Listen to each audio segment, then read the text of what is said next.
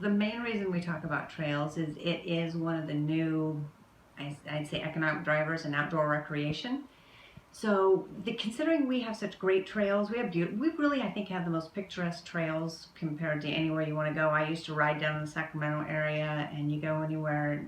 Our trails, like our Sacramento River National Recreation Trail, very rarely leaves the Sacramento River. You don't get trails like that, and they're covered with the green and have the shade. It's just as beautiful as ours, and all of the single track trails that the mountain bikers like to use. So it is, we do have something special to talk about. So let's start there and give credit where credit's due. We actually making the trails, but now that they're there, because that sets us apart. About 3 years ago, we started hitting the trails and using our trails to bring visitors here. It's a main focus for us, front and center on our website. Most all of our digital ads, our print ads, TV commercials, a good portion of them will talk about our trails and why they're special. We had a little special icon made, a logo, if you will, that says San Francisco Chronicle calls us the gem of the California trail system. So we use that everywhere because most people believe, they know San Francisco Chronicle, so we'll use that quite a bit to promote us and why we're special. So anytime we get an outside person, a respected source saying that we're special, that helps a lot, rather than us just saying, hey, look at our trails, they're fabulous. So any of the locals that use the trails know it's great, so that's why we promote it. It's one of our best tools.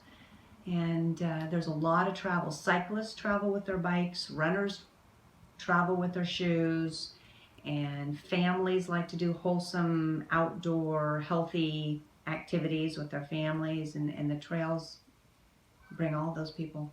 I think that you've got this opportunity to be pretty deep into nature, and yet on most trails, if you're on a bike, within a half hour, 45 minutes, you can be back having a cappuccino, and that's pretty special.